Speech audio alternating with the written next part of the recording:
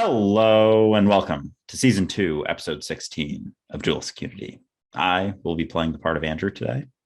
And I will continue playing the part of Ray. And I just wanted to mention quickly before we continue on with the episode that while Andrew and I are playing the part of Andrew and Ray, it's you, the listener, that we're reflections of. And it's so important to remember that there isn't a thing that Andrew and I are talking about that isn't somewhere within your awareness or your capacity to explore. We are just different reflections of you, different possibilities going down different paths, running across different insights that are available to each and every reflection of you. It's just a matter of which direction you go in and what you're willing to let go of. And I just wanted to mention that quickly because while dualistic unity is growing by leaps and bounds every week, it's because of you. More than anything else, it's because of you, the listener, paying attention to your growth, making this podcast relevant, continuing to push the ripple. And so I just wanted to say thank you before we go any further with this episode for being here.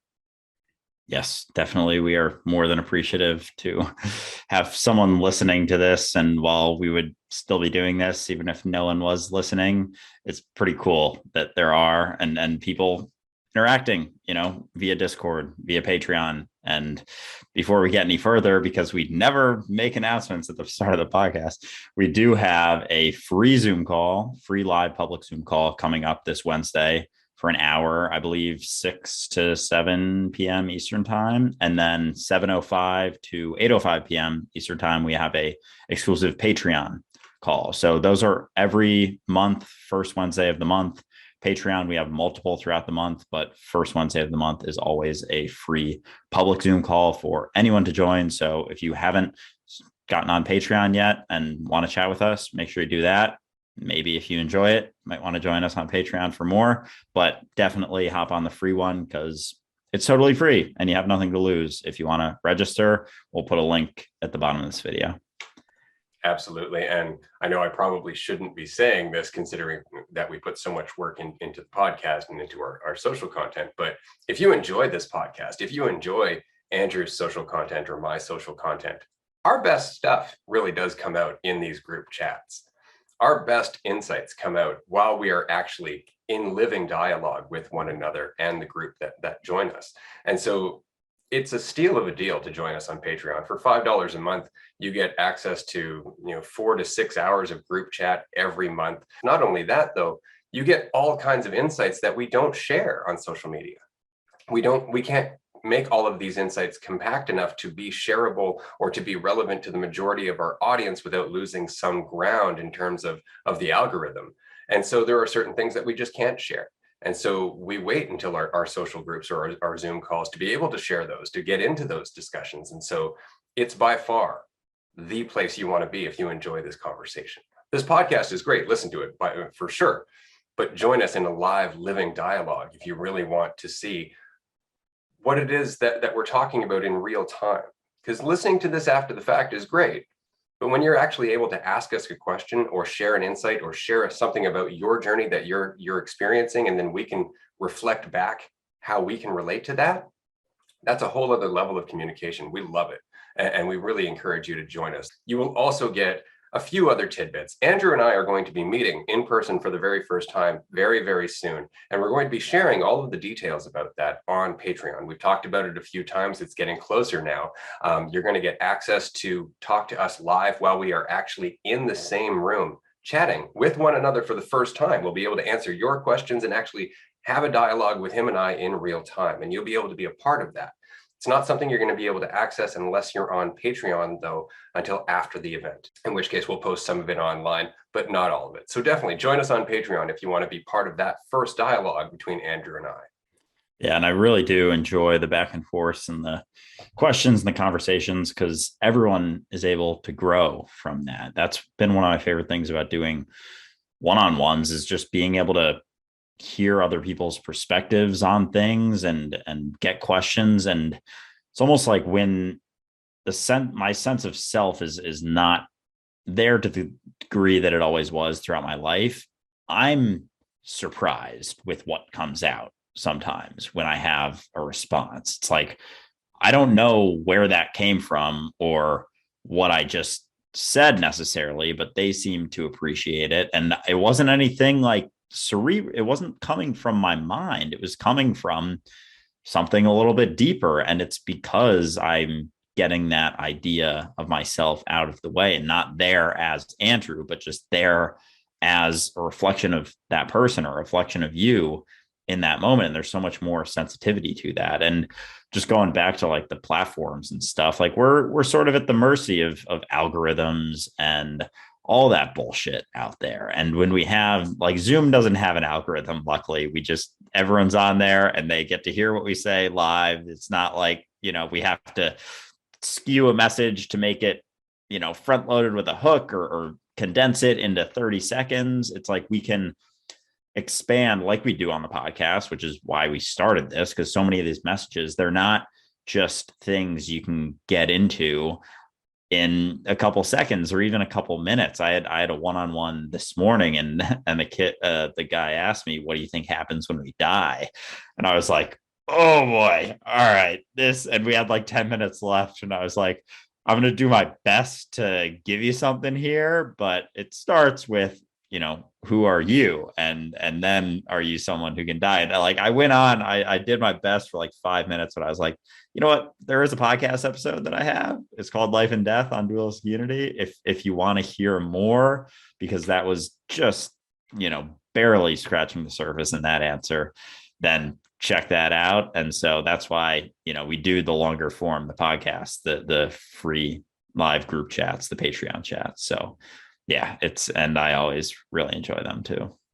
Yeah, for sure. I know in the last group chat that we had last week, one thing I really enjoyed was the opportunity for us to really talk about our first movie review. We had talked about the movie Lucy previously, and then you had a chance to watch it. And so in the last group chat, we actually got into a little bit about the storyline to Lucy, which came out in 2014 and stars Scarlett Johansson.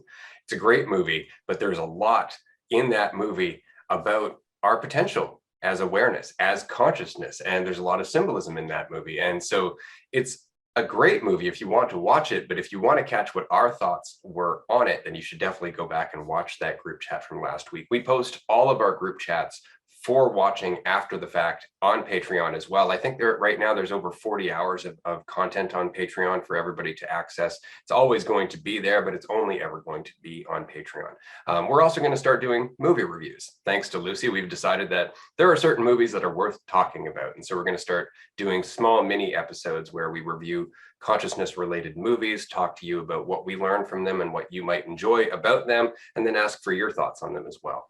So that's something that we're up to right now. I did want to say this quickly. A couple of episodes ago, we gave away some free copies of our social anxiety workshop, and we've received some reviews from people and some messages saying thank you, that there's a lot of insights there that they could chew on, and that's great. I'm really glad that we were able to do that. We're going to do that again today, except that today we're going to give away some copies of our manifestation workshop, which I am very happy with. After we finished that manifestation workshop, I walked away saying to myself, that is something that I don't feel has any snake oil. That is something that I feel is about as close to the point as you can get without making false promises, without offering false certainty. I felt really good about that workshop. And so later on in this episode, I'm not going to tell you when, I'm going to give you a coupon code where you can get a free copy of that manifestation workshop on our website. There are limited copies available, so just keep listening and I will give you the code eventually. Yeah, that workshop was a ton of fun, and there's just so much out there, beyond just like religion, but then you get into spirituality. And I was thinking of a manifestation video for TikTok, and I was going to start with something just like why is no one talking about the consequences of manifesting, and then follow up with like, I don't mean to trigger everyone in the spiritual community, and it's not to say there's even anything wrong with it or that you shouldn't do it, but it's just important to keep in mind that there are consequences, and I rarely hear about them, but they're there. And then just go into, 2 or 3 consequences, because there are absolutely consequences. And I'll let you, check out the workshop to figure out what our thoughts are on that, or wait for my video that'll probably be out, I don't know, in like a week or so. But yeah, it's still, even that won't scratch the surface of what we get into in that workshop. That's like, I don't know, 6 hours or so. And that's kind of all lays it out for you pretty well. Over 4 days, an hour and a half each day. We did a little bit of a Q&A at the end of each day, so we answered some questions as well. We had quite a few people. It was one of our first workshops, so we were actually really happy with the crowd that we did have who joined us.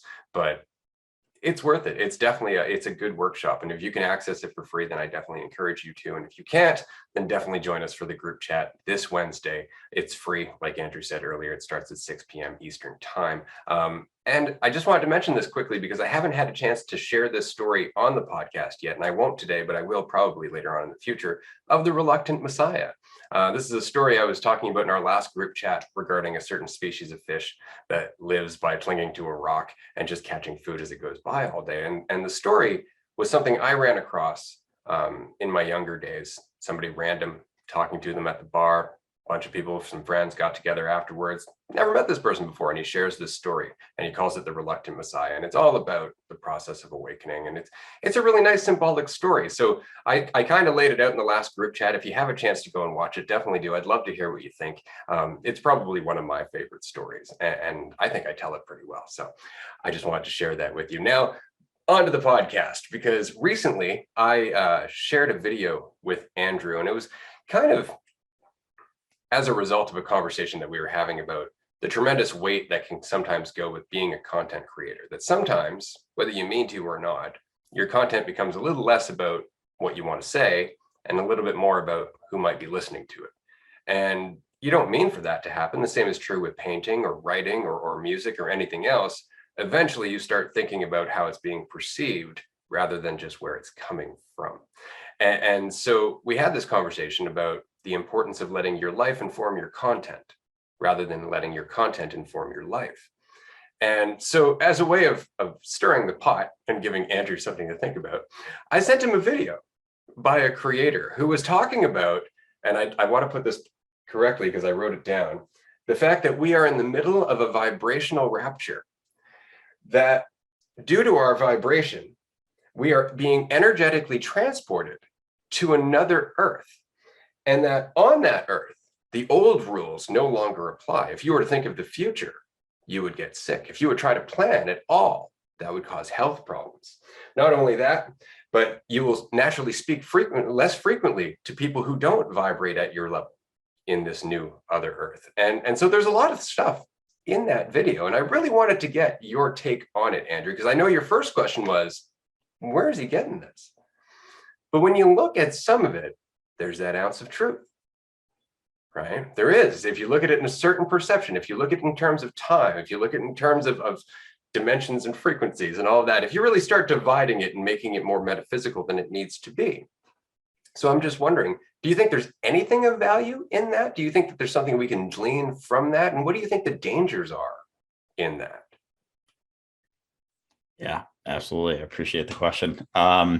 Yeah. So first of all, when people just start going on rants about like the new Earth, I always wonder, like you said, my response is like, where are they getting this? Like this whole narrative that they're so certain about? Like, I feel like I almost can guarantee he just heard that from either he heard it from someone else or he just made it up because he's heard something similar and kind of likes that type of video. But I do think there's the ounce of truth to it, but it's not in the way that he said. Like it's kind of comes back to the idea that nothing is ever right or wrong, but there are always consequences to your actions. And so when you do get caught up, like there's nothing wrong with planning, but if you planning and like trying to get to that thing that is never there, chasing the carrot, there's going to be consequences to that. And it's not that you're literally going to get like, super ill and start throwing up from doing that, but there are going to be consequences. And I think that's the equatable line to it. Like when you're so focused on the future and so focused on the past, like there is just going to be suffering from that you experience that we are all well aware of.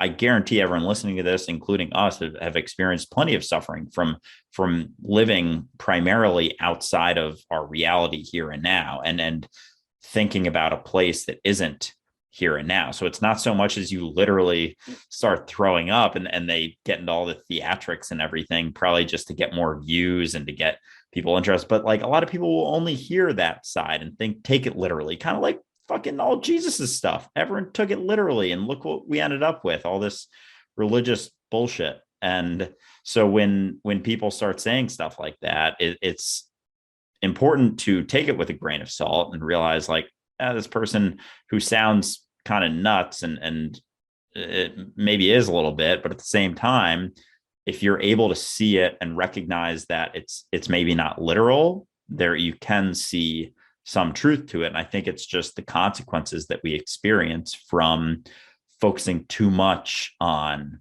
the future and not recognizing that our reality is only ever here and now. And we do that so often, trying to get to the next thing, get the next job, get the next amount of money, whatever it is. So there are consequences to existing in that way, but it's not like, you're going to get a fever, but at the same time, I guess maybe enough of it could cause actual sickness. So I guess I'm questioning my own response now. So like, yeah, there's definitely an ounce of truth to it, but yeah. It's perception, right? Like that's the thing, is in these conversations, we always try to bring things to a point where they're grounded and they're easy to comprehend without getting too complicated or too metaphysical. And it's because the more complicated you get, the more you start thinking that the truth is complicated, and it's not, right? But there is this interesting perception, like when he's talking about letting go of our fear and vibrating at a higher frequency.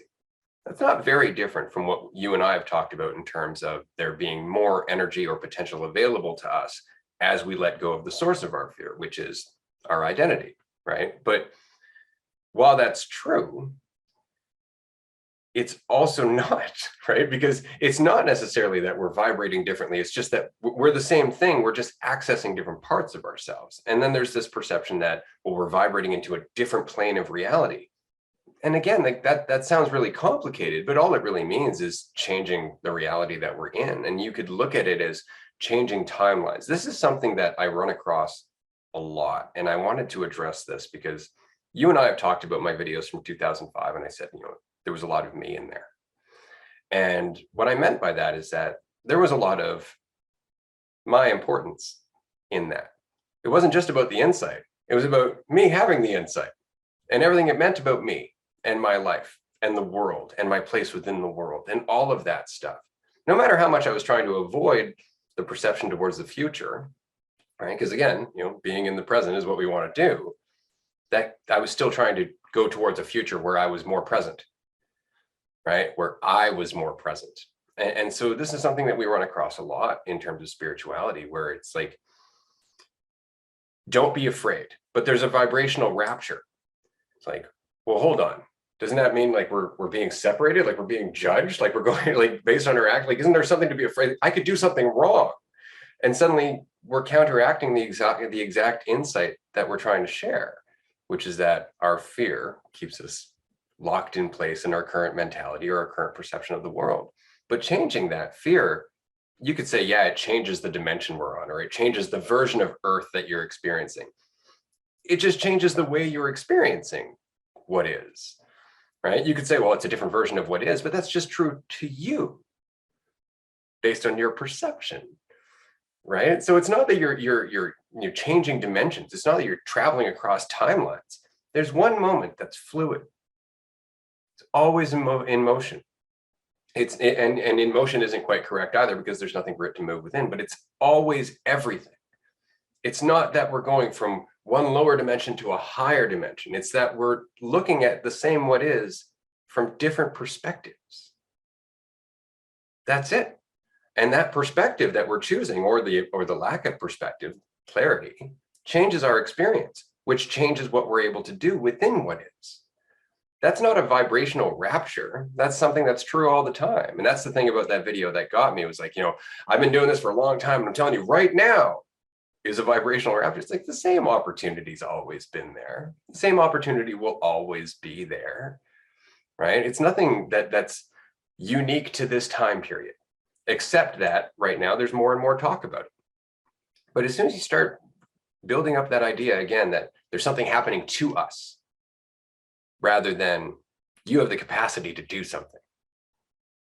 It changes the tone, it changes the message, it changes everything. And it makes it, again, that division between the universe and ourselves. We are the universe. We're in motion, right? As we change, what we experience changes, and that changes what we can do with what is. It doesn't have to be metaphysical. I always find it interesting how people talk about the universe and like saying the universe has a path for me as if it's something separate. And it's such a fundamental understanding that you need to, not that you need to, but you can realize that you are it. Like there isn't the universe and then you. It's like we like to cut off humanity from the universe, from nature. And it's like we are it. There is no separation between you and the universe that is, guiding you, just like the universe is my guide. And it's like, who are you that could be guided by something outside of you? Like you are the guide and that which is being guided simultaneously, like the observer and the observed. So it's always funny how, and I'm into like fitness stuff, and I kind of like to equate it to people who understand the fundamentals of how the body works and energy balance and stuff, and then people who get super caught up in like some fad thing, like, oh, you can't eat these types of food or else this, you can't eat like this at this time of day, you can't eat like between 8 p.m. and 10 p.m. or else you're going to get fat. You can't eat before 12 p.m. and then you can't eat after 7 p.m. It's like all this stuff, and it's like, yes, while those things may play a part, it's like those are sort of like a layer on top of what the fundamental understandings are. And so to think that the earth is going into 5D or whatever, it brings about this like whole idea and this whole narrative about what's going on. And the reality is that those same things, the fundamentals of it don't change, and there's no difference moment to moment. There's not special days, there's not special manifestation days. Like the idea of a day and like a date is completely arbitrary. Like we get caught up in thinking that these ideas, these made up concepts are the truth, and like our calendar is the truth. Like our calendar doesn't mean fuck. You think the dinosaurs followed the Gregorian calendar? Like fuck no. Like thinking back to those times help a lot to just bring you back to reality, and thinking about animals, like something they like rational people in like the fitness and nutrition space like to compare. If your dog starts gaining some weight, like what do? You feed it a little bit less, you walk it a little bit more. It's like, it's not this crazy thing where you have to do all these complex stuff and you can't have this and you can't have this because this is going to like do this and that. And like there are impacts to things, and there are certain types of foods to eat that make it easier to, build muscle or lose weight or whatever, but the fundamentals don't change. And I think that's where people get caught up in like the non fundamentals and the stories, because they sound better and they're more like exciting or whatever, but it totally changes your perspective of the reality of it, and the reality that every single moment there is opportunity to shift perspectives. You don't have to wait for a savior. You don't have to be led by a guru. You don't have to wait for a special day. Right now is the opportunity, and it's the only time you ever have the opportunity. It's the only time you ever will have the opportunity is right now. That's it, because it's the only thing you ever have experienced, ever been, ever will be, is right now. There is nothing else. There is nowhere else you've ever been. There's nowhere else to go. Yeah. And the entire idea that there is somewhere to go is a product of the mentality that most of these people are saying that they're surpassing. See, that's the thing. Like, it's very much a crab bucket in that it's like, we're getting out of the bucket, but the bucket is the idea of me. I'm getting out of the bucket and I'm stuck in the bucket, right? And then it's like, I'm telling all these other people, you can get out of the bucket too, while I reinforce the bucket for them, right? Like we're going to 5D. Well, what is 5D? Well, it's a concept. Oh, okay. So none of this applies in 5D. So the entire conversation, every description you were about to have or use, or any idea you were about to espouse about 5D, it's totally not 5D. It's like trying to describe enlightenment. right? You can't, because you're not. That's it. And then when you are, you can't, because there's no such thing. But you need to get there to understand that, right? Like that's the whole point. So yeah, it's this idea that, you know, as we let go of our fear, we're going to ascend to this new earth. Great. You just reinforce their fear that I might miss that opportunity, that other people are doing it, right? That there's something to do other than be the earth itself, right? We're investing in the illusion that's actually making it difficult to change our experience of what is. We're continuing to invest in that idea of ourself that makes us divided, that makes it impossible for us to move as one, that makes it impossible for us to truly communicate and allow our intelligence and our empathy to act in the moment, because it's being shackled by this idea that you are separate from everything else and therefore you can't relate. And if you can't relate to everything else, how can you move fluidly within it? How can you have any influence over it or any sensitivity to it? You can't. And that's where all our conflict comes from. That's where all of our suffering, or at least our psychological suffering, comes from, is this fight that we're having with what is. That's it. We just don't want to accept what is. I want to have an opinion, right? And that's kind of the cost, is that if you want to have an opinion, you have to be separate. And that separation is going to cause some degree of suffering. Now, you could take your opinion less seriously, which will decrease that level of suffering, or you can get rid of it entirely, which will give you the ability to see a different perception. And that's the benefit of letting go of your opinion. You change. You see a part of yourself you couldn't see before. In the same way as somebody who might judge me or judge Andrew listening to a podcast episode all the way through, as some people have with the very first episode, they had an opinion going in, about halfway through, that opinion no longer held. They had to question their perception of us, and that allowed them to see the perception that we were coming from and that they had always had access to. But we have to question our opinions in order to see the ones that are there. We have to question the things that we rely on in order to let them go. I feel like that ties into manifestation so much too. Like, just, yeah, that was so well said.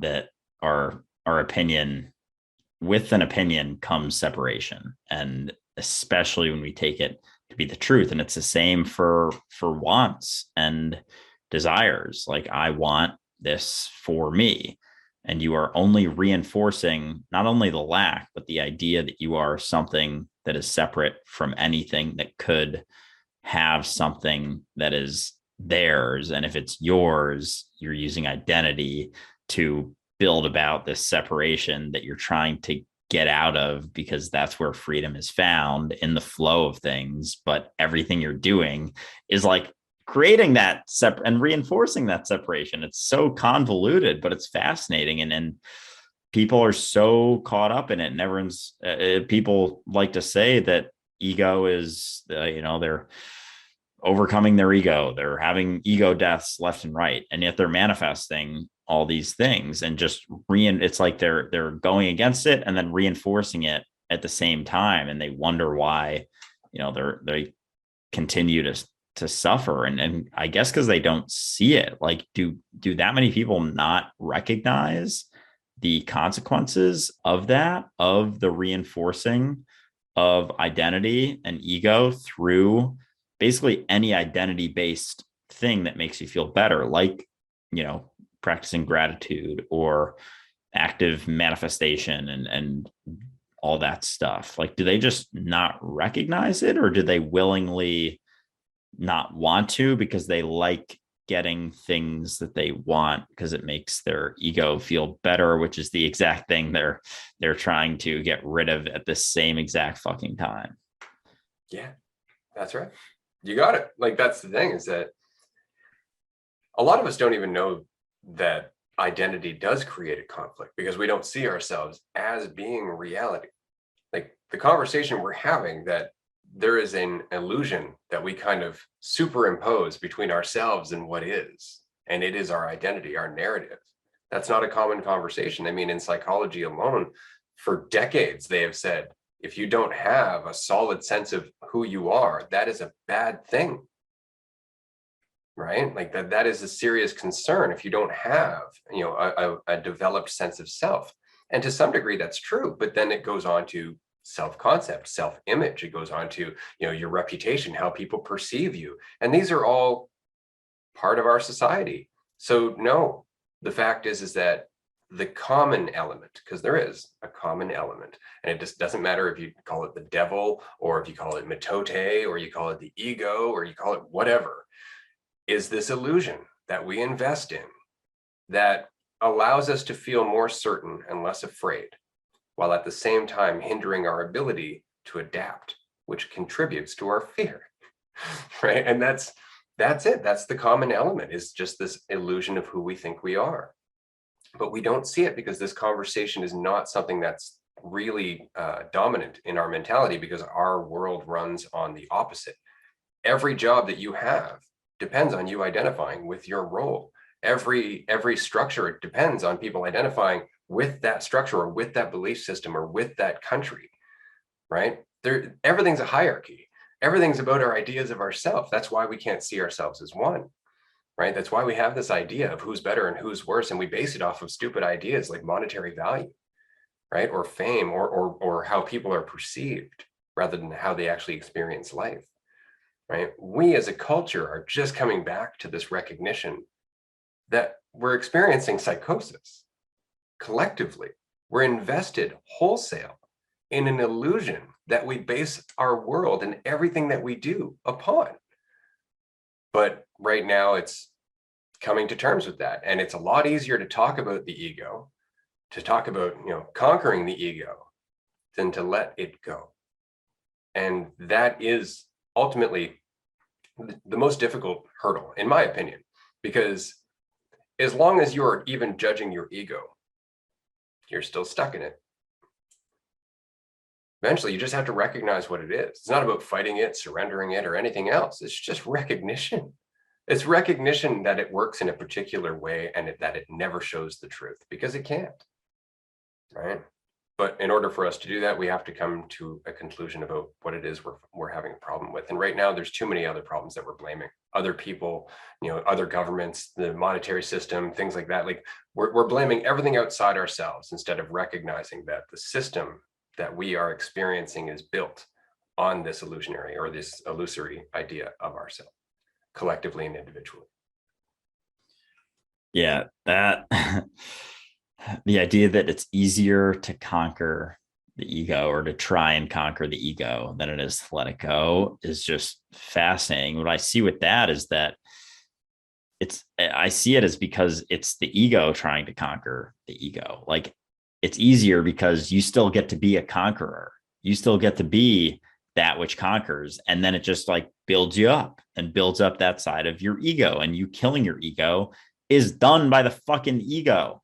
Like, holy shit. So in order to let it go, you can't rely on that same mentality. It just has to be a more so surrendering. And like, holy shit. Yeah, that's wild, because everyone's just like doing that left and right. Something I've been going more recently on walks without, I for a while I've been doing it without headphones, but recently I've been going like without my phone or anything, and just like fully, like, so I can't even like, check in on stuff or whatever.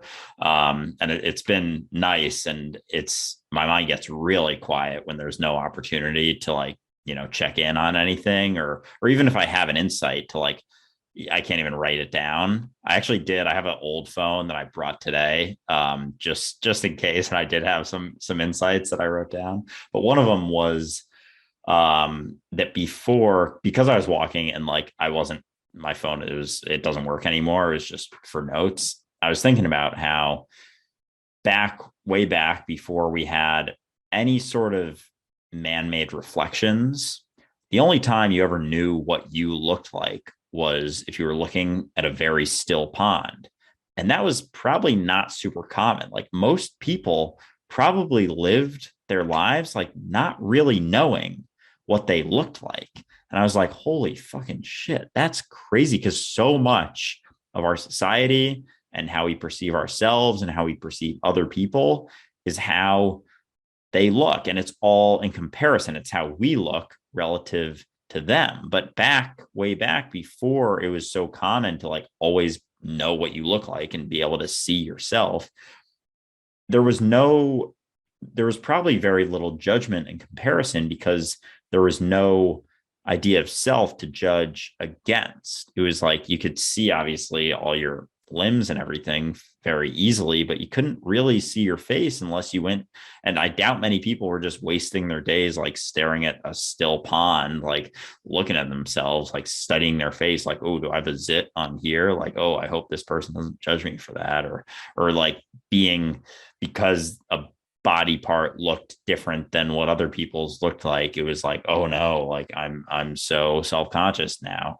Like there wasn't that. And I was just thinking about how fascinating it is that just with the ability to see our reflection, how much of a role that plays in our mentality currently, in our society and our comparisons, and how much is based on that. And it's very interesting. And there's just so many things about like back before modern times that were so different. And there's things within modern times that just exacerbate the suffering and just push us further into the illusion of duality. Like I get lost in when I'm on my walks and kind of forgetting that I'm this character, I'm this idea. If I'm not identifying as Andrew, there's very few intrusive thoughts that can get in there. So I'm seeing myself as just everything. I'm just here now, within and among and as everything. So it's like it's just reflections, I feel like, played a big role in that. It's kind of interesting. Yeah. Well, that's it, right? And it's this ongoing process of learning and adapting. Like we were talking about, I think in the group chat last week or in one of the episodes previously, that you just kind of walk around going through your life. Something triggers your old programming. You realize, oh, I'm up again. I'm thinking about myself again. You kind of work through that, and then it goes away, fades off, and you find yourself just being in the moment again. But that is the practice. And you find yourself more and more and more until you're triggered, not thinking about yourself, just being in the moment, just being in your life, adapting, moving, changing, growing, having a good time overall. Not that everything's pleasant or positive so much as you have the ability to look at it in a way that it is a reflection of your fulfillment rather than a means of getting fulfillment, which is the difference in the experience, right? Like there's a huge difference in the experience of trying to be complete versus being complete, right? Because if your value never wavers up or down, then every experience is just you expressing your wholeness. Nothing is a journey towards wholeness. Nothing is an expression of a feeling of lack. It's always just you being whole. Doesn't matter if you're right or wrong. Doesn't matter if you make a mistake or you do it correctly. Your value doesn't change, right? So it's just process and change, process and change. Like we label it a mistake or a success. But the fact is that they're both part of the same process. We just separate the two and say this part's a failure and this part's a success. But if you look at it as a timeline, enough failures will lead to a success, right? So the failures aren't really failures. They're the early elements of success, but we conceptually divide them, right? And so people stop at the failure. They go, well, I failed. But what would happen if we got rid of the label failure and we just went, oh, well, I just finished my initial volley of success. It didn't go as planned, but it was just my initial success step, not my initial failure, but my initial step towards success. That would change our perception of things, right? That would change how we identify with things. It would change our motivation. It would change the enthusiasm with which we tackle things, right? And that goes back to what we were saying earlier. It's not like all of a sudden in doing so, you are changing to another earth. It's just that your experience of that earth has changed because your experience of yourself has changed because you are the earth. Yeah. I know last episode we were talking a little bit about just like the conceptual division, the idea that all division is conceptual. And I use that sun example, but it goes the same, like Ray was just saying, with moments. Like there are no individual events. There are no individual moments. There are no individual experiences. It is all just here now. And we divide things very conceptually, but there isn't even day to day. There is no division. It's not like there's a little gap between yesterday and today and tomorrow. Like there is no division whatsoever. It's always now. So all we do is, like, even for this podcast, like it's, we hit record at one point, we hit end at another point, but Ray and I are living our lives, and that is what informs what we say on the podcast. So if our entire lives inform everything we say, just because we hit record and stop recording at specific points, the whole body of it is informed based on everything we've ever done. So, like, does the podcast start when we hit record, or does it start when we decide on the schedule, or does it start when we first experienced the earliest thing we talk about, or does it start when our parents experienced something that led them to meet, that led them to have us, that led them to raise us, that led us to experience certain things, that led us to talk about it on the podcast? So it's like, there's no end to that. That is eternity. And there is no actual division between any thing that we've ever experienced. And it's just the same with time. It's the same with space. And so there is no division between me and you. There is no division between me and Ray right now, though you may measure that it's about 3,000 miles away. There's no separation within that. There is no actual division within those 3,000 miles. So we are, like, literally connected. Everyone listening to this right now is connected to me and Ray. And so without division, there's just no concepts of separation, and there is no more failure, because you see that failure as just necessary. Like, would you have succeeded if you hadn't failed 100 times first?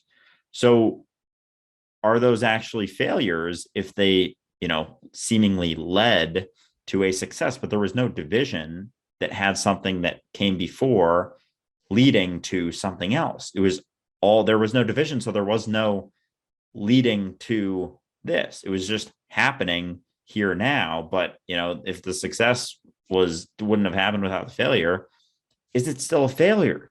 No, it's not. And there is no division between anything at all, which is great, because if you think about it, and this should be our next campaign slogan, the Big Bang happened so you could listen to dualistic unity. Because at the end of the day, all of time is connected. And it's interesting that we talk about this, because that's the whole 4D insight. The fourth dimension is time, right? And so if time as a dimension, if you look at time in the same way you look at space, for example, if time is a dimension, then the farther you go, and the farther back you go, the more you see that everything comes from the same point, which means that everything is connected, right? All things were at one point the same thing, expressed over time. But because time is a dimension in itself, that's not a division. So everything is one thing expressed over time, right? Andrew is the Big Bang. You, the listener, are the supernovas that have destroyed galaxies and eventually led to new planets and new life forms. Like, all of these things are the same thing, all expressed to make each moment possible, because the past and the future and the present are one moment. They're always the now, right? But if you were to look at the now that you're experiencing, like, it doesn't matter where you are. But just stop, look around you. Everything that you see around you was probably based on something that came before now, whether it's the picture frame on the wall, or it's the building that you're in, or it's the car that just drove by. You can see previous versions of that thing that would have been invented to make that thing show up. And so all of those nows that would have been required for the evolution of that thing that you're seeing in this now exist. And we call that the past, right? So everything that is now must have a way of getting here. And thus all of those moments are expressed in the infinite variations of the here and now that is the universe. We just look at it in terms of time, but it really is just a way of justifying the placement of everything. That's really all it is. The past, the future, and the present is just a way for reality to make it easier for us to experience ourselves in our most vast and complete form, because everything in the here and now would be overwhelming. Right? And you can experience that to some degree. And again, in advanced states of meditation, the more that you get out of your ego, the more you get out of your way, you start to experience that intelligence where you go into a situation and you don't just see the moment you're in, but you see multiple variations of the moment that you're in instantaneously. Right? It's more intuitive than anything else. And you just select one and you go that way. Right? But what's interesting about that is that that's a lot like quantum computing. CPUs, the way they work right now, are all based on logic. Right? So if then, that's how our CPUs work. So anybody who does programming, that's how they typically program. If this happens, then do this. If this and this happens, then do this. If this and this and not this, then don't do that. That's how our programming works. Whereas quantum computing looks at all the possible answers that could exist within a field and then selects the one with the highest probability of being correct. So it's nothing like computing as we see it right now, which is one of the reasons they don't really understand how it works. But we are essentially quantum computers. And the more we get out of our way, the more we're able to get rid of the illusion that blinds our intelligence, the more that we can actually see those probable answers more clearly, because we can't see them so long as we need a certain outcome. That throws off our ability to sensitively predict the probability of a certain outcome, because we need it to be a certain way. So we distort our own view. But if we can get that out of the way, if we can get our ego, our identity, and all that need and lack that goes with it, then we are essentially quantum computers. And our intelligence will always look at all the possible variations of the here and now that we're in and select the most likely one that matches with our current intention or our current level of clarity. That's amazing. What's amazing is that we're expressing that in terms of technology now instead of exploring it in terms of ourselves. Yeah. So it's like we are quantum computers that have been conned into thinking that we're CPUs. And so we get caught up in thinking that the logic is the highest form of intelligence. And it's like, you're a fucking quantum computer. Like, and you're stuck thinking you're going to do this bullshit the whole time. Like, you do not understand what you are. And so until you do, that potential will always be untapped. And that ability to, and it's like bringing it back to ego. It's like thinking we are we're a CPU. And so we think we have to get rid of the CPU, using the CPU in order to become, I don't even know if it would be considered in this analogy like a quantum computer. It might be like a CPU trying to get rid of itself as a CPU to be like a better CPU or something, not even like the quantum side of it. And it's like, you don't have to get rid of the CPU because you're not even the CPU. It's like you're fighting an illusion.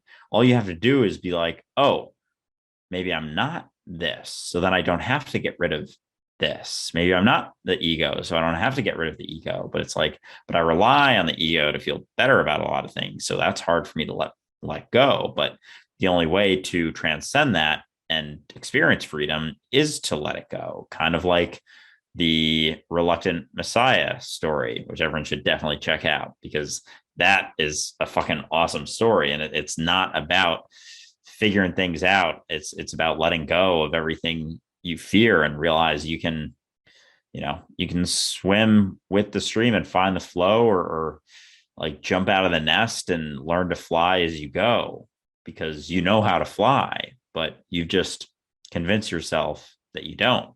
And sometimes people need to get pushed out of the nest to realize it. Sometimes they never do, and they're stuck in the nest, the whole time. But you jump out, you'll figure out how to fly one way or the other, because you're also not something that can die. So there's not that fear that goes with it either. But yeah, the quantum computing is very fascinating. I hardly know anything about computers or quantum computing or anything like that. But yeah, it's fascinating because like we don't know how the human brain works. So it's like the same type of thing. And we get so caught up in all these things and pushing in the pursuit of progress for humanity. And it's like, we're the most complex things that have existed to this point, and we're trying to focus on all this other shit. It's like, you are the most fascinating thing that has ever existed, and you're trying to do, like, manifest a car. It's like, you're a fucking quantum computer. Like, why do you need to focus on manifesting a fucking car? Like, look within, question what you think you are, question what people are telling you are, because you're not a fucking CPU. Quantum computer, man. Yeah, let go of the how, because that's it, right? Like, we think there's a way I'm supposed to act, and it's not in our nature. And so we force ourselves to act that way, and it creates conflict. And then we look around and we go, why am I suffering so much? And meanwhile, everybody else who's doing the exact same thing and doesn't want to look at it goes, no, you're doing fine. Just be positive. It's working for me, I think. And then they look around and other people validate the same game, and it just keeps going, right? But it's that idea of, but I need to have a solid idea of what I'm supposed to do. Where am I supposed to go? What is the path that I'm supposed to take?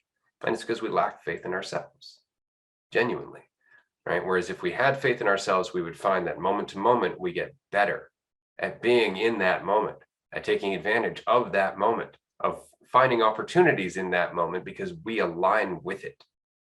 And on that note, since you've been listening all the way through this episode up until this point, I just want to let you know that if you go to the dualisticunity.com website, click on the store, go to the manifestation series, and use the coupon code I am reality, you will get a free copy of the manifestation workshop. 6 hours, 4 days, an hour and a half each day, some Q&A in there. There's just so much insight. And if you have some questions, definitely get in touch with us, because we'd love to talk to you about it.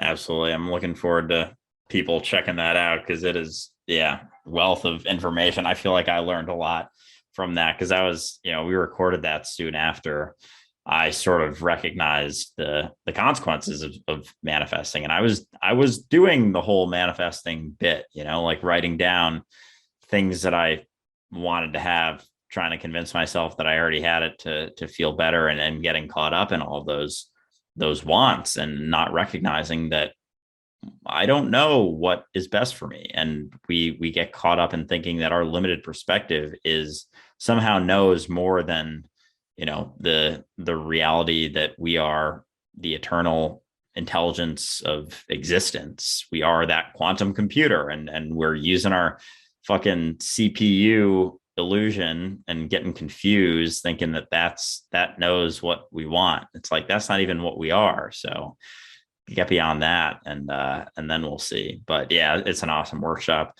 All right, so I brought this up beforehand, but I did want to get into some weed discussion. I know Ray is more or less our resident expert when it comes to marijuana, but I'm a newbie. I've done more mushrooms than I have smoked weed. And we were talking beforehand, because I was out in New Jersey this weekend. My aunt and uncle have a dog, and they were going away for a wedding, so they asked if I would just come wash their dog. So I did, and they're awesome. They're like my cool aunt and uncle, and he was very much a hippie when he was younger, growing up in the 60s, and so he still smokes weed all the time. So he gave me a vape, a weed vape, basically, as like a thank you gift, and it's a PAX for those who are familiar. And so I smoked it when I was there that night, and it was awesome. And what I realized was that almost every time I've smoked, which I've smoked a decent amount, was always like in a party setting, in college with friends, usually after drinking, or just like not in, and certainly not in the mentality that I'm in now, which makes a massive difference.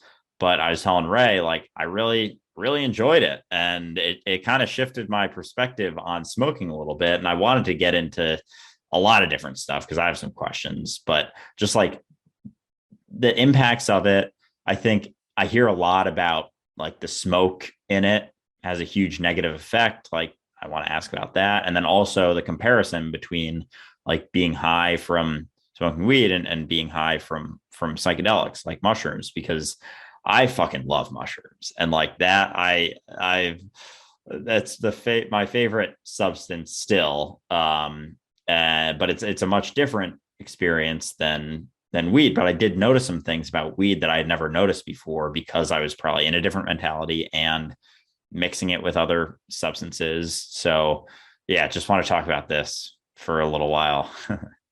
Gladly. It's one of my favorite subjects for sure, because cannabis is one of those plants that should be utilized by our culture, was utilized by our culture for a very long period of time, and then was slowly phased, or not even slowly, but was rather abruptly phased out of our culture for very specific money-based reasons. And so, yeah, it's definitely one of my favorite subjects. Just to cover quickly, the most important part of this in terms of the health impacts: smoke. The smoke itself is obviously bad for you. Smoke is a carcinogen.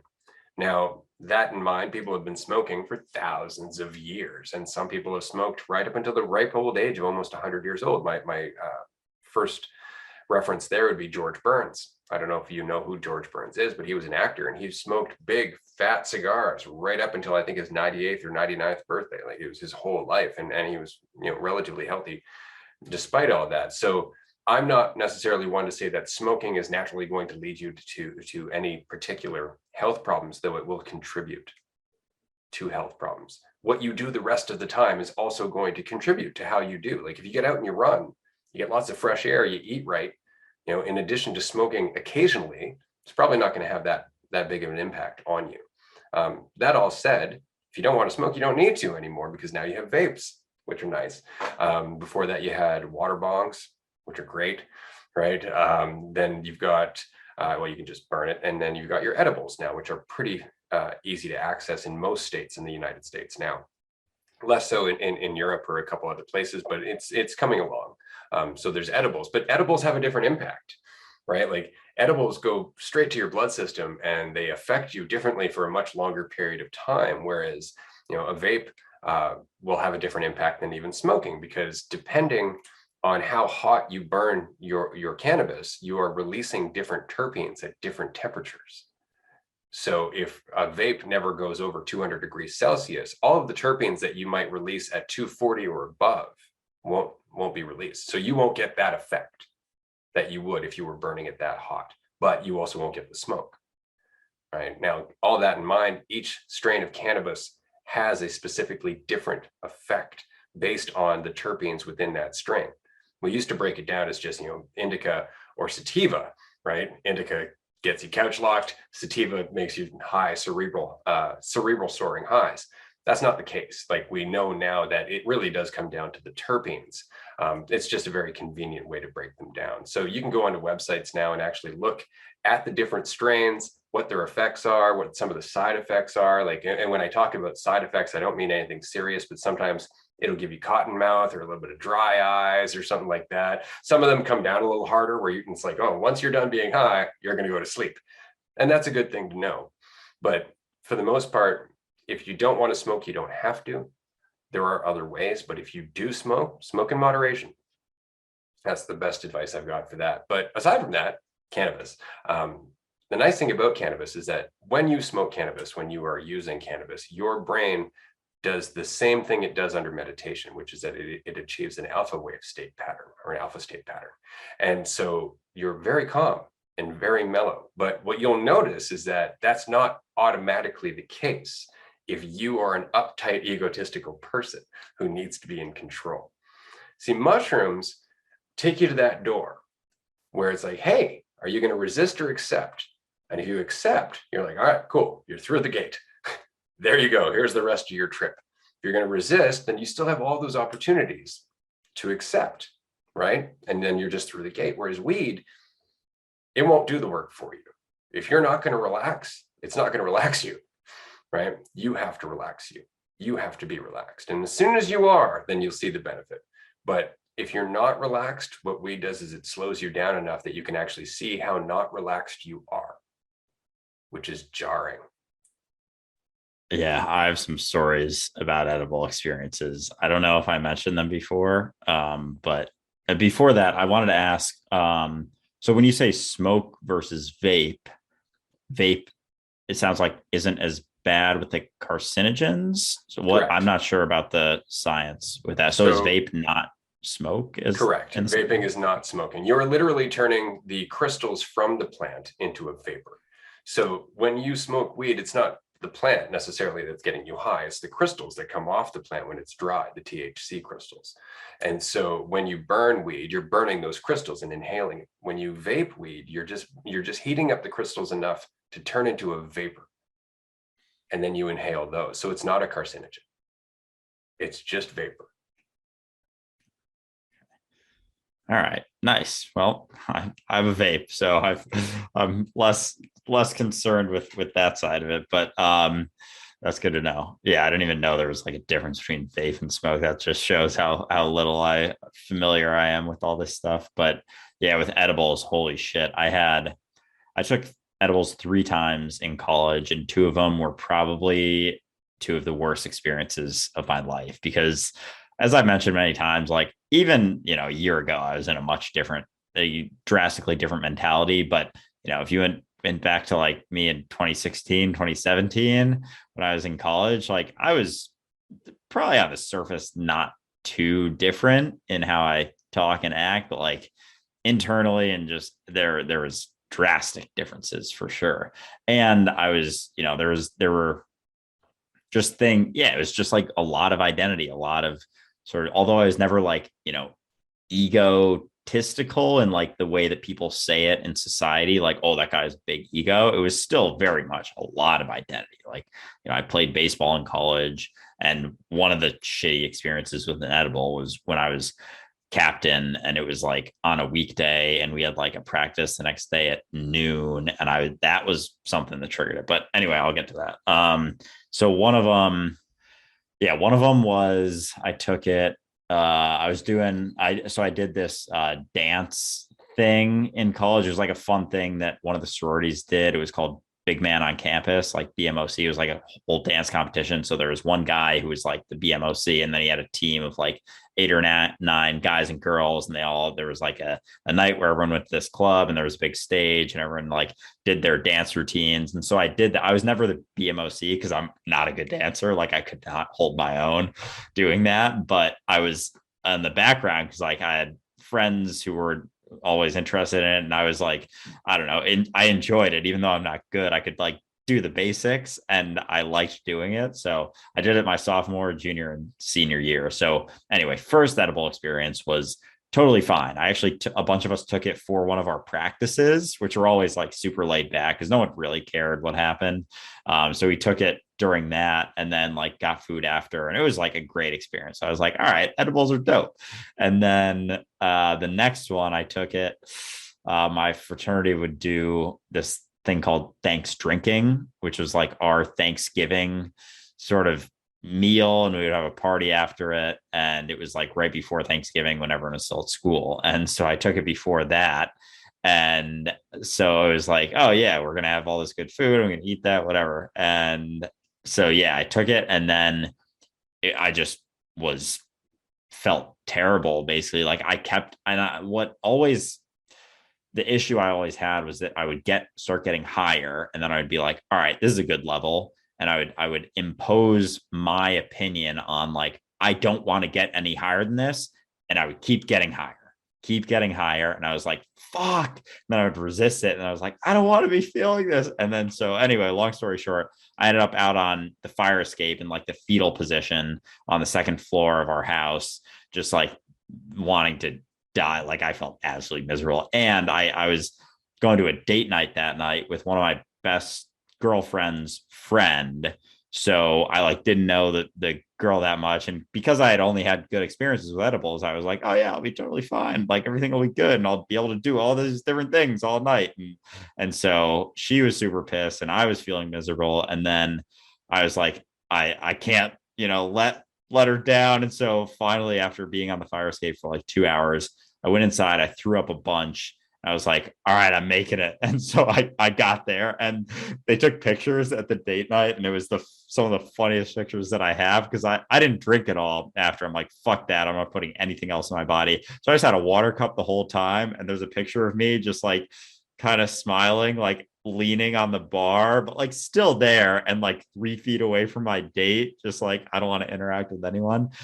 And fine. So like finally third, um, edible experience was just with my friends. This was the one where I had baseball practice the next day. And it was another situation. Like we took it, we went to get some food real quick. And it was like a great time, first 45 minutes. And then it was like I was laughing a lot. And then it started to get higher and higher and higher. And my friend I took it with, he's one of my best friends. We went back to my house and just were chilling on the couch watching some TV. And he was like melted into the couch. And I was like, my face was white. I was just like, I feel so terrible. My face was white, turned green, ended up just like being super paranoid for like 2 hours, worried about mostly about baseball. And like, oh my, I was going through all these thought patterns, which was like so common for me back then about like, oh my God. So if I'm still high and I can't practice tomorrow, and then maybe I miss practice, and then I'm a captain, I'm gonna lose my captainship, and like all of these fucking things. Like that's how my mind was back then for the most part. So that was making it worse. Ended up finally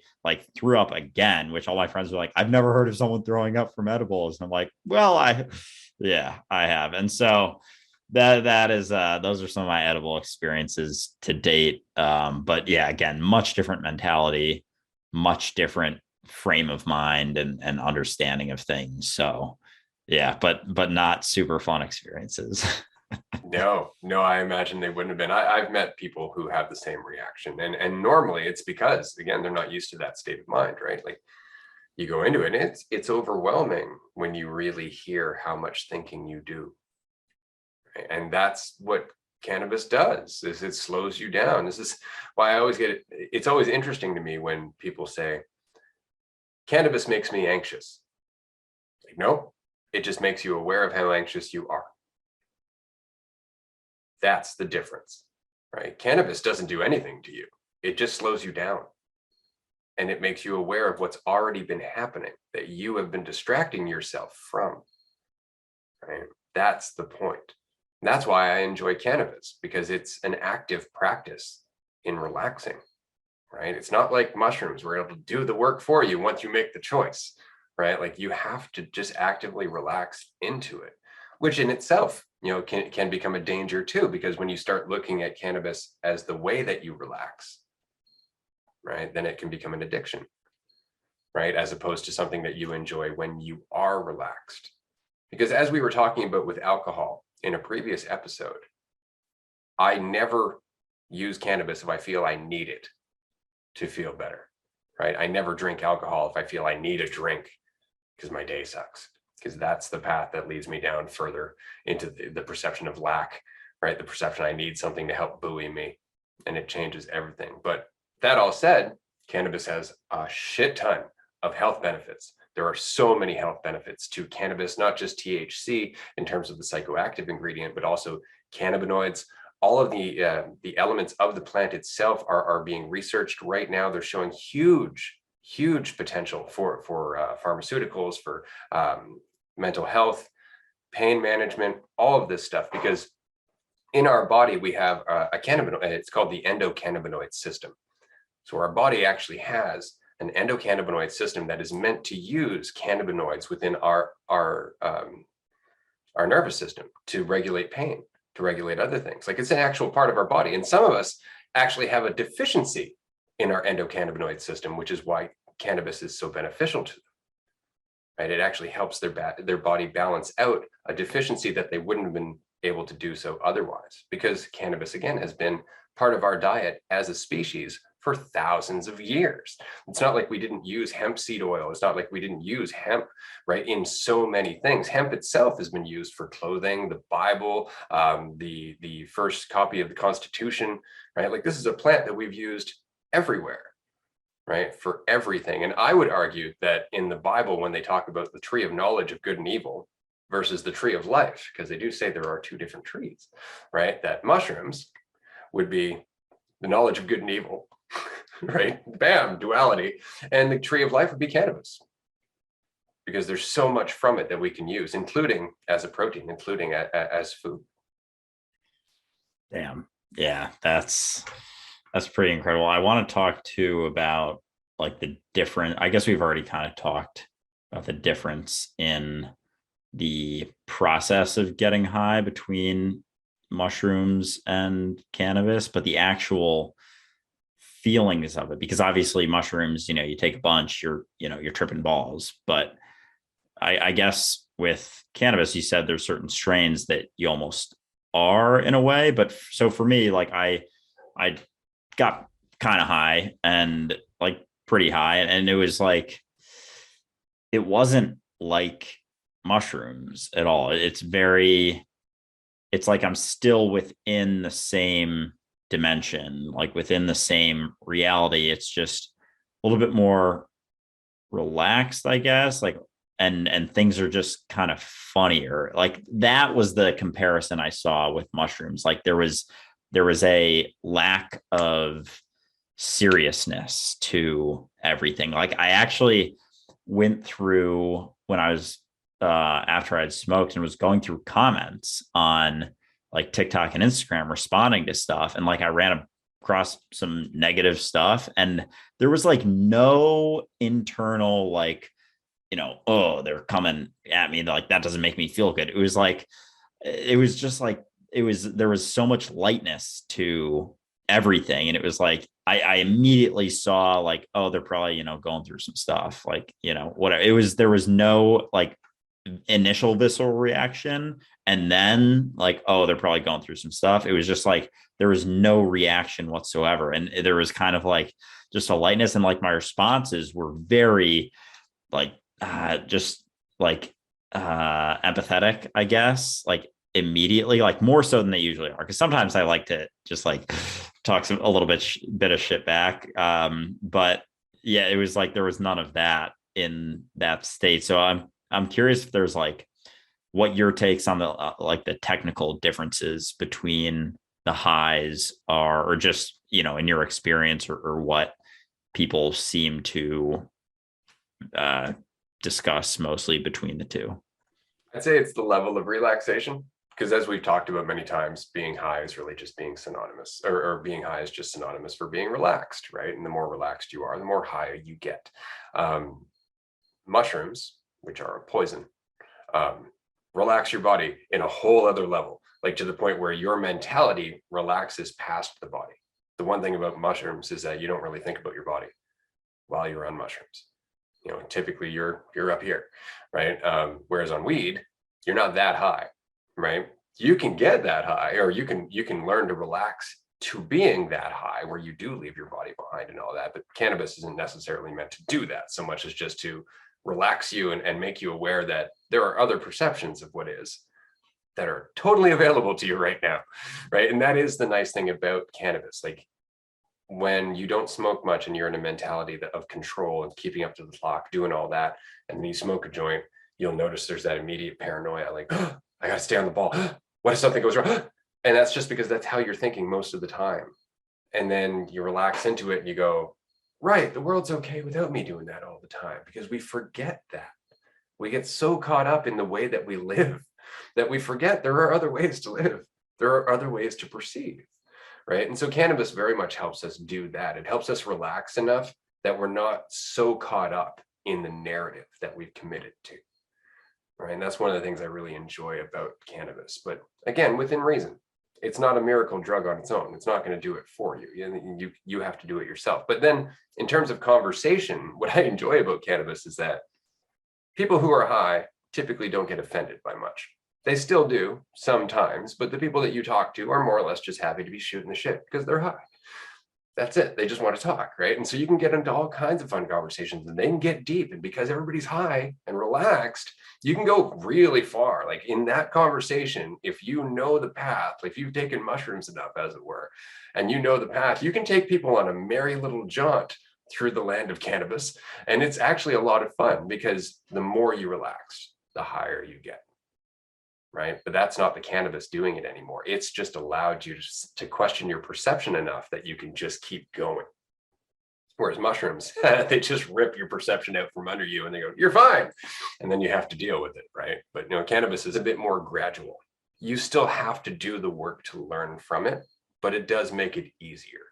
Bill Hicks did actually a really good segment on it in his stand-up comedy where he was saying that, cannabis should be mandatory, right? Like you're sitting in rush hour, honking on the horn, getting all impatient. Somebody comes, knocks on your door, rolls down your window, hands you a joint and says, smoke this. It's the law, right? Oh yeah, I was taking myself seriously again. And that's the whole point, right? Is that it does make it easier for you to remember, right, I'm getting caught up in this thing that's not real, right? But if you resist that it's not real, cannabis is not fun.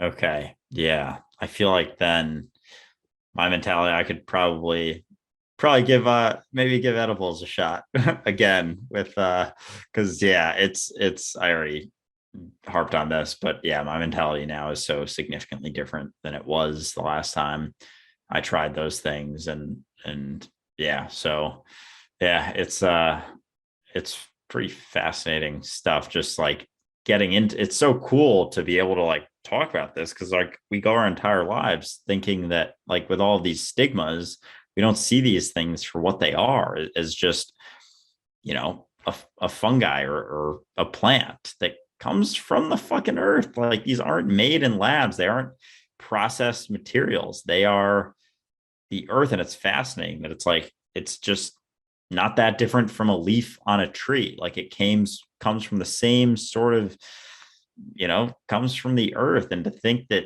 they could ban something that comes from the earth is just absolutely fucking mind-blowing. Something else I wanted to ask about was with addiction.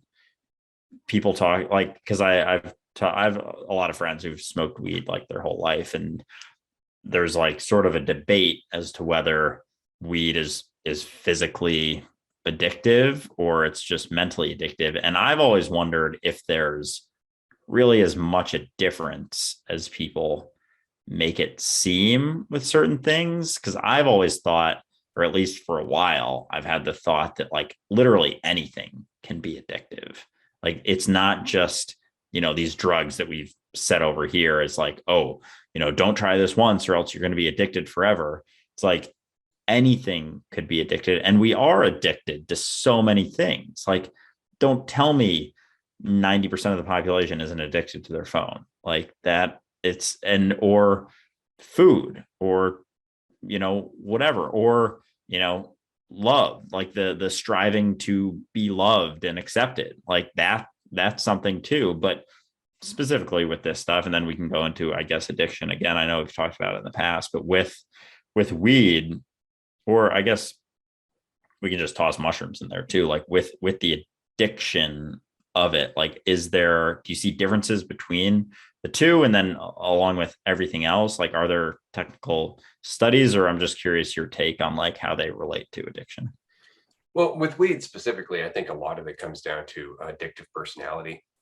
It's really easy to cling to weed because admittedly, it does make it easier to take life a little lighter. The problem is that if you're not doing the work to learn from that, it's only ever going to come with the weed. And then when you're not high, you will find yourself getting increasingly bitchy. And that's a good indication that you're not doing the work, right? And so rather than it becoming an addiction, it becomes a crutch. Let's put it that way. And because in my experience, and from all of the people I've known for a very long time, cannabis is not something that causes a physical addiction. Like people who smoke a lot of cannabis can get used to smoking cannabis, can get used to operating on cannabis and get very comfortable being there. But if they ever choose like, yeah, I'm going to smoke a little less cannabis, what you'll notice is that there's actually a relief to some degree from smoking too much to smoking less, because you just start to feel a little bit better. You start to feel a little bit more clear. You start to feel a little bit more, in the world, as it were, right? And so that's a good thing. But it's never something that causes like physical shaking, unless, and again, I know this personally, as well as from friends of mine who have suffered through MS and a couple of other things. Cannabis can be physically helpful. So people who use cannabis medicinally will sometimes have a physical effect when they're not using it. There will be a physical consequence when they're not using it. Like for people with MS, they will shake more, right? In terms of my condition, I will start to get nauseous after a certain amount of time, just because of the pressure in my eyes. It starts to mess with me, and so I have to use that as kind of something that keeps my pressures down and allows me to maintain them. And there are numerous other things. Like I had a friend who was going through cancer therapy who had no appetite whatsoever, and so we would just bring him a joint from time to time, and he would go outside, he'd eat a joint, he'd go back in the hospital, he'd be eating, right? So things like that. But the withdrawal from cannabis, it is more or less emotional, I think, more than anything else. It's just that you don't have that thing to help you relax. You have to work on relaxing, right? And if you can work on relaxing without the cannabis, then when you do use the cannabis, it's so much better, so much better. Yeah, I can imagine. I did want to ask too, you brought up the appetite side of it. I wanted to ask about that because holy shit, yeah. Like I've smoked like plenty of times in the past and had great experiences. Like really the only shitty experiences I ever had were on edibles, but it was just that it was usually in mixed with other stuff. But there have been times where I have smoked without that. I think it was just like my mentality was a lot different. But yeah, so Saturday night I smoked and like my aunt made this lasagna and left it for me, and they had all sorts of other stuff, and they're like, take any whatever you want. And I was just like, I was just chilling and just like eating, and I was aware that like it can make your appetite go, because I have a pretty big appetite. Like I can eat a lot, and like I eat, higher volume foods that fill me up, because if I was just eating if I was eating like peanut butter on everything, I would gain 25 pounds pretty quick. But with that, I was like, oh yeah, I could have eaten like 3 trays of lasagna probably. I stopped myself at like half the tray. And so I was curious, like, is there like what, because I know ghrelin is like, I understand like the ghrelin is the sort of like the hunger hormone, and leptin is like the fullness hormone. Like, does it impact that? Are there other impacts? Like, because I know food tastes a little better kind of too. Like, are there impacts on taste buds? So cannabis does affect certain senses, like your sense of taste and your sense of smell, right? But so I wanted to mention first off, edibles are rough. Like even I find edibles rough, and I'm a veteran, right? Like I like edibles if I'm not going anywhere or doing anything or plan on talking to anyone, then I'll eat an edible, right? Whereas most of the time, I'll smoke a joint or I'll pack my pipe, right? Or I've got a little bubbler, which I enjoy because it looks like Sherlock Holmes's pipe. It makes me rather happy. It's just like a calabash. Very happy. Anyway, so just to keep that in mind with edibles, is that you're in for a longer ride, and it's a whole different high, because again, it's in your blood system, right? So it's very different. Whereas smoking it goes pretty much straight to your brain. Very different thing. That all in mind, the munchies. So the way I understand it, THC actually eats at your blood sugar level, which makes you hungry, right? And because everything tastes and smells so much better when you're high, that doesn't help either, right? At all. But on the other hand, there's something there that can be useful. So a friend of mine years ago was a little bit overweight. Well, he was a little bit more than a little overweight. And he was saying, I'm having problems taking the weight off because I smoke weed and I get high and then I get hungry and then I munch. And so I recommended, well, next time after you smoke, go for a walk. So you're nowhere near the food when you get the munchies. Just bring some water with you and take a walk. And so we got into the habit of doing that. He'd get high, he'd go for a walk, bring some water, just drink the water. By the time he got home, he wasn't hungry anymore, right? Because he got away from the food. He dropped weight like an ice cube shedding water and heat. Like he just dropped the weight. I think it was like 6 months later, man. And he loves to walk. Like he's always out and about now, right? But it's just about changing the habit, right? And that's the thing. Like as much as weed does relax you, it also makes you kind of lazy if you let it, right? That's the point. If you let it. On the other hand, if you use the high to your advantage, changes everything. Like I like to get high and work out. right? I'll go smoke weed. I'll come back and do a good solid workout because I can literally consciously identify each and every muscle group individually when I'm in that state of mind. You just have so much more sensitivity, right? So I love it. It's so much more fun than just going through the motions of working out. You can actually feel like every tendon. You're like, yes, this is so good. So it brings you to the present if you can use that. But the problem is that many people, especially teenage people, find cannabis as a way of escaping the hell that is their life, which is school and socialization and the growing needs of their ego and everything else. And so they find cannabis and they go, yes, an escape. And they use it that way instead of using it as a way of growing beyond the nightmare that they've gotten used to, or growing beyond the mentality that they're used to. They think of it as a doorway out of that mentality rather than something that can inform that mentality when they come back to it. See, that's the thing, is that being high is fine, it's great. But if you don't learn anything from it, it's not doing anything for you in the long term. Okay, that makes sense. Yeah, and I think because I like all of this talk about cannabis and stuff is much more new to me, whereas I'm certainly not like a mushroom veteran, but I understand like the interworkings of our mentality as it relates to identity and mushrooms sort of impact on that. And I'm actually able to articulate if it, for the most part, if I'm asked about it. But yeah, with weed, it's much, and cannabis, it's much different for me. So this is kind of cool to hear and like learn more about it and sort of like experience different things with it. And it's the same thing with mushrooms though. It's like the mushrooms aren't doing the work, like you're doing the work. They open doors, they allow you to see certain things, they allow you to experience a slightly altered reality or experience while you're on them. But it's not, the trip that changes everything. It's how you perceive it and what you do with the experiences that you have. So I guess it's kind of how it is for all drugs for the most part. But That's how I've been able to use the number of drugs that I have in my past without becoming addicted, is that it was always on me, right? The substance only did half the work. The rest was on me. And because of that, I never passed responsibility to the substance solely. So it could never become the source of an addiction.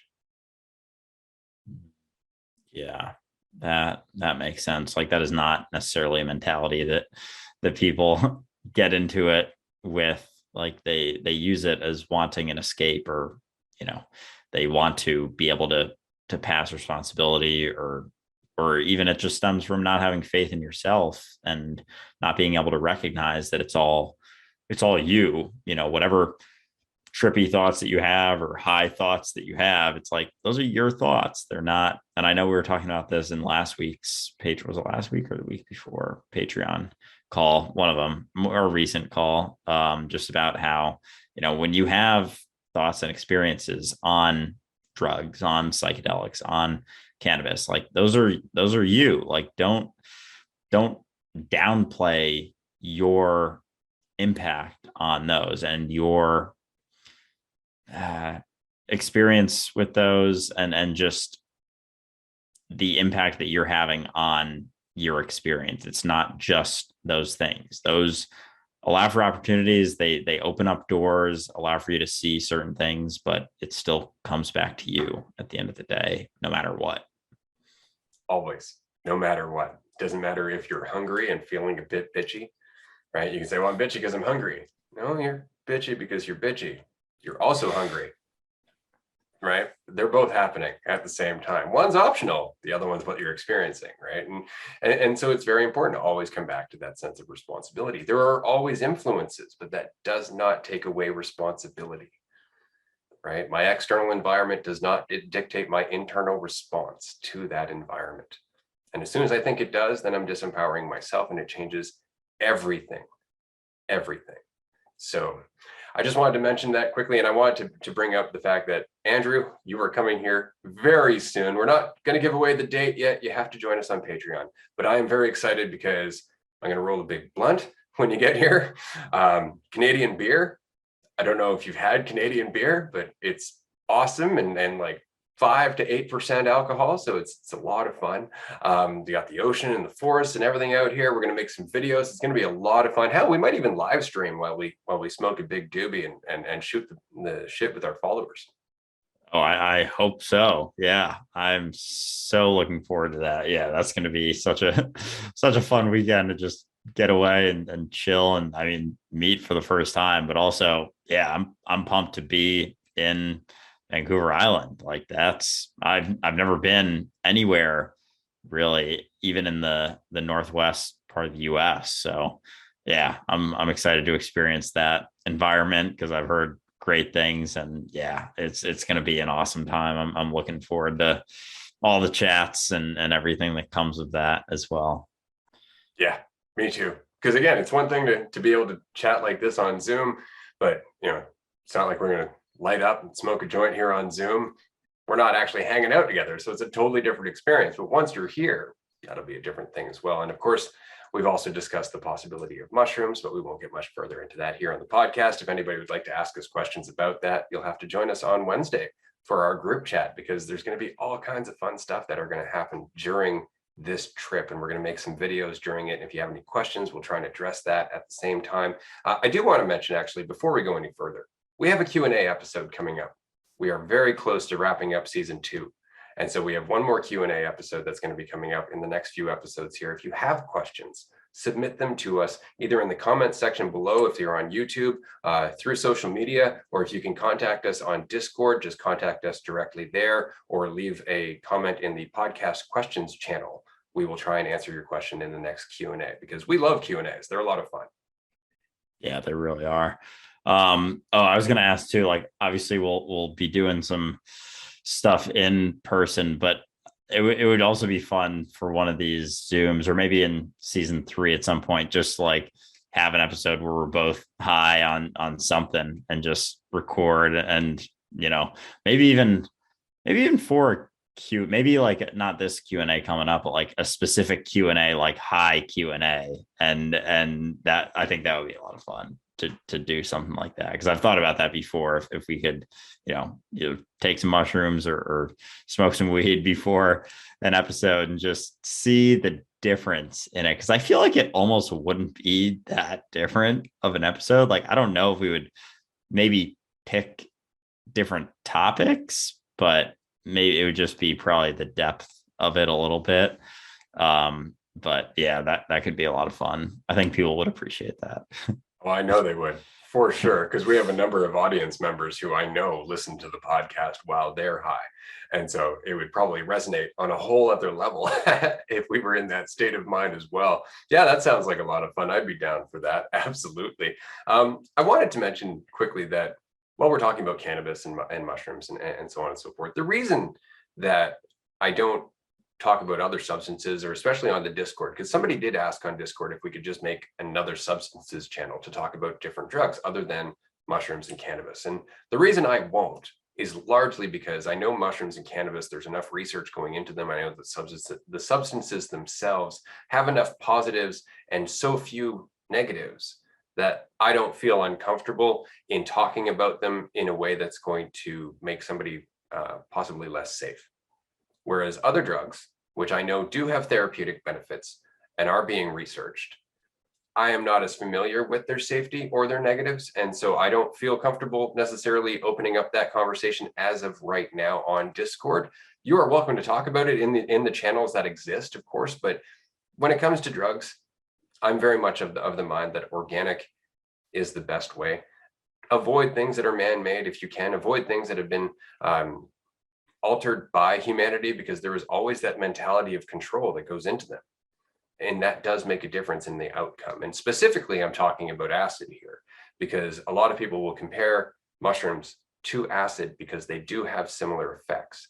But acid does have this tendency of allowing you to maintain the feeling of control, the feeling of yourself. There's an edge to acid that mushrooms don't have. Mushrooms teach you humility. Acid does not require that humility. You can still get very high and very insightful without ever losing the control that you're meant to, or that you have the opportunity to let go of. Mushrooms teach you that, acid does not. And that's something I found with a lot of other synthetic drugs as well, is that as soon as there's this mentality of control that modifies them, they almost take on that mentality. Yeah, that makes sense. That coming from that recognition, like it's almost like when people talk about, you know, like a vegan person will say they don't want to eat meat because the fear in the animal when it's killed, and they'll be, you know, eating that sort of fear energy.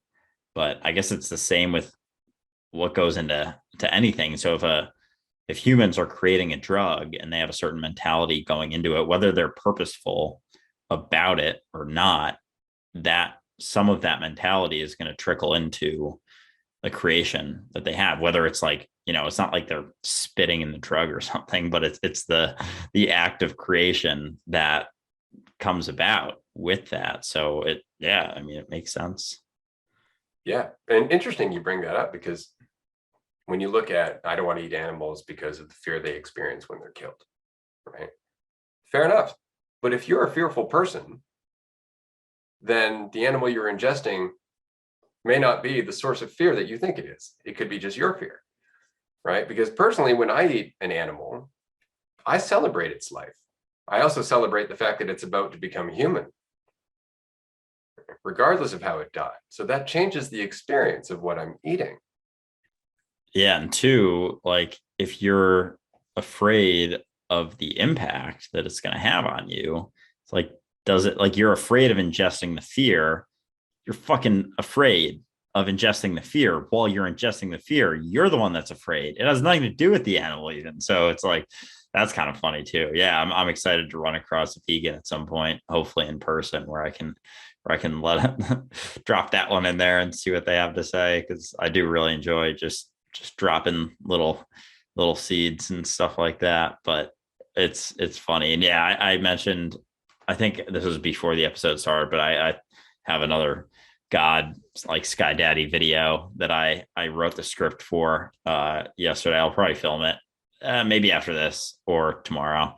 But yeah, it's basically a recreation of a video I've done before about like, you know, me asking myself as like two different people, like, why do you believe in God? And it's like goes back and forth. And it's like, well, I feel like someone had to create the universe. And so like the last time I made that, I said, why do you believe in God? And then I have this like alter ego character that's kind of like a dumb, douchey, like California guy. And he's like, well, I mean, someone had to have created the universe. And he talks like that. And people get really triggered about that because it makes it seem like I'm like the person who believes in God is dumb or something. So I'm recreating it. And it's going to be a very like logical, rational conversation back and forth. So I'm excited about it because I know it's still going to get a lot of people pissed off, but it's going to be a little bit more difficult to put it on me and put the blame on me, though they still will. Absolutely. It's going to be a little bit more difficult because the other ones, I just made it way too easy for them to be like, you're being disrespectful. Like you're so condescending, like you're a pretentious douchebag, all that good stuff. So this time I just want to make it as difficult as I possibly can while still getting all of my logical reasoning. And then it finishes off. I'll let you watch the video, but it kind of finishes off with like, where'd you hear about all this stuff? It's like, well, I've been listening to this new podcast, Dualistic Unity with Andrew and Ray. You should go check it out. And then look at the camera. So I'm excited to get that out there and see the ripples that come from it. I love it. I think that's going to be great. Before we wrap up for today's episode, I wanted to talk about something that you and I were talking about the other day. And specifically, it's as you start to wake up and you start to realize how insecure we are, how much we actually pander to our ego and are trying to chase these insecurities. And we do so almost reflexively. We judge people, we make assumptions about people, we do all that. And so as you become more aware of that and you hang out with people who are still playing that game, it can be very tempting to speak up, to feel like you must correct it because you recognize the toxicity that it is, that there is almost this obligation to voice the truth. And in doing that, sometimes you'll create consequences. Sometimes you'll create a rift that is bigger and less helpful than it would have been had you not voiced the truth, had you just embodied the truth. And Andrew and I were talking about this the other day, and I just wanted to mention it quickly because it's super important to recognize that your growth is all you need to do. Your growth is your responsibility. Everybody else is not. They are you, but they are also growing. You don't have to be out there educating the masses. You don't actively have to be out there trying to force people to have an insight that they're not prepared to have. Have the insight yourself, because that is them having it on some level. And it will come out in how you act and how you are. And that has more impact than your attempt to control somebody else's life ever will. It is not on you to save the world. You just have to recognize you are the world. There is nobody to save, just yourself to accept.